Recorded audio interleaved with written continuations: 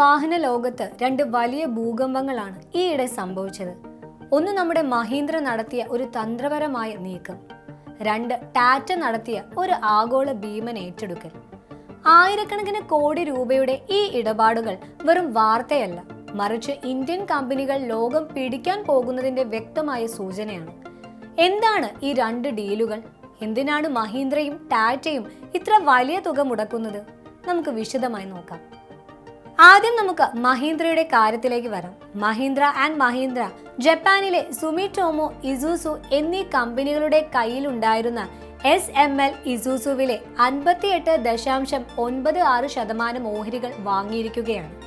ഏകദേശം 555 കോടി രൂപയുടെ ഒരു ഇടപാടാണിത്. ഇനി മുതൽ SML ഇസൂസു SML മഹീന്ദ്ര എന്ന പേരിൽ അറിയപ്പെടും. എന്തിനാണ് മഹീന്ദ്ര SML ഇസൂസുവിനെ വാങ്ങിയത്? ഈ ചോദ്യത്തിന് ഉത്തരം കിട്ടണമെങ്കിൽ നമ്മൾ മഹീന്ദ്രയുടെ ബിസിനസ് ഒന്ന് മനസ്സിലാക്കണം. റോഡുകളിൽ കാണുന്ന ചെറിയ പിക്കപ്പ് വാനുകൾ, അതായത് 3.5 ടണ്ണിൽ താഴെയുള്ള ലൈറ്റ് കമേഴ്ഷ്യൽ വെഹിക്കിൾ സെഗ്മെന്റിൽ മഹീന്ദ്ര ഒരു രാജാവാണ്. ഇന്ത്യയിലെ ഈ മാർക്കറ്റിംഗിന്റെ 54% അവരുടെ കയ്യിലാണ്. എന്നാൽ വലിയ ട്രക്കുകൾ, ബസ്സുകൾ, അതായത് 3.5 ടണ്ണിന് മുകളിലുള്ള വാഹനങ്ങളുടെ ലോകത്ത് മഹീന്ദ്ര ഒരു ചെറിയ കളിക്കാരൻ മാത്രമായിരുന്നു. വെറും 3% മാർക്കറ്റ് ഷെയർ. ഇവിടെയാണ് SML ഇസൂസുവിന്റെ പ്രസക്തി. സ്കൂൾ ബസ്സുകളുടെയും ചെറിയ ട്രക്കുകളുടെയും കാര്യത്തിൽ SMLന് ഇന്ത്യയിൽ നല്ല പേരും 16% മാർക്കറ്റ് ഷെയറുമുണ്ട്. അപ്പോൾ മഹീന്ദ്രയുടെ പ്ലാൻ വളരെ വ്യക്തമാണ്. തങ്ങൾക്ക് സ്വാധീനം കുറഞ്ഞ വലിയ വാഹനങ്ങളുടെ വിപണിയിലേക്ക് എളുപ്പത്തിൽ കടന്നു ചെല്ലാനുള്ള ഒരു പാലമാണ് SML ഇസൂസു. ഈ ഒരൊറ്റ ഏറ്റെടുക്കലിലൂടെ തങ്ങളുടെ 3% വിപണി വിഹിതം ഉടൻ തന്നെ 6% ഇരട്ടിപ്പിക്കാനും ഭാവിയിൽ 20% മുകളിലേക്ക് എത്തിക്കാനുമാണ് മഹീന്ദ്ര ലക്ഷ്യമിടുന്നത്.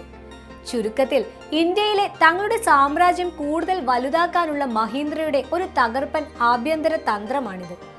ഇനി നമുക്ക് കളിയിലെ ഏറ്റവും വലിയ കളിക്കാരനായ ടാറ്റ മോട്ടോഴ്സിലേക്ക് വരാം. ടാറ്റ ചെയ്തത് ഇതിലും വലിയൊരു കാര്യമാണ്. ഏകദേശം 38,000 കോടി രൂപയുടെ ഒരു മെഗാ ഡീൽ.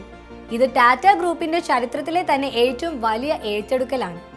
എന്തിനാണ് ടാറ്റ ഇത്ര വലിയൊരു റിസ്ക് എടുത്തത്? ടാറ്റ മോട്ടോഴ്സ് ഇന്ത്യയിലെ വാണിജ്യ വാഹന വിപണിയിലെ നേതാവാണ്. ഏകദേശം 40% വിഹിതം അവരുടെ കയ്യിലാണ്. പക്ഷേ ഒരു പ്രശ്നമുണ്ട്. അവരുടെ വരുമാനം പ്രധാനമായും ഇന്ത്യൻ വിപണിയെ ആശ്രയിച്ചാണ് ഇരിക്കുന്നത്. ഇന്ത്യൻ വിപണി പലപ്പോഴും അസ്ഥിരമാണ്. തിരഞ്ഞെടുപ്പുകൾ, പലിശ നിരക്കിലെ മാറ്റങ്ങൾ എന്നിവയെല്ലാം വാഹന വിൽപ്പനയെ ബാധിക്കും. ഇവിടെയാണ് യൂറോപ്പിലെ ഇവേക്കോയുടെ പ്രാധാന്യം. യൂറോപ്പിലും ലാറ്റിൻ അമേരിക്കയിലും ട്രക്ക് വിപണിയിൽ 11% വിഹിതം. യൂറോപ്പിലെ 2ാമത്തെ വലിയ ബസ് നിർമ്മാതാക്കൾ, ലോകത്തിലെ 5ാമത്തെ വലിയ എഞ്ചിൻ നിർമ്മാതാക്കൾ. അങ്ങനെ പോകുന്നു ഇവേക്കോയുടെ ശക്തി.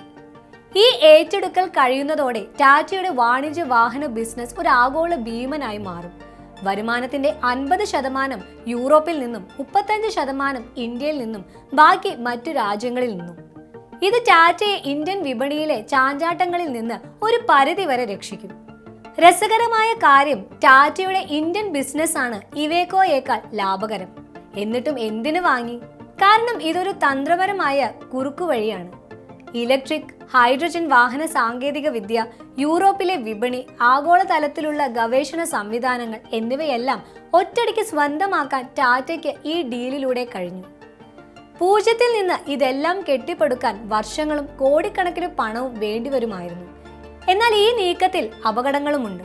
38,000 കോടി രൂപയുടെ കടം, തികച്ചും വ്യത്യസ്തമായ ഒരു യൂറോപ്യൻ കമ്പനിയെ ഇന്ത്യൻ കമ്പനിയായി ലയിപ്പിക്കുമ്പോഴുള്ള വെല്ലുവിളികൾ എന്നിവയെല്ലാം ടാറ്റയ്ക്ക് മുന്നിലുണ്ട്. ടാറ്റയുടെ പഴയ ഏറ്റെടുക്കലുകളായ കോറസ് സ്റ്റീലും ജാഗ്വാർ ലാൻഡ് റോവറും തുടക്കത്തിൽ വലിയ പ്രതിസന്ധികൾ നേരിട്ടിരുന്നു.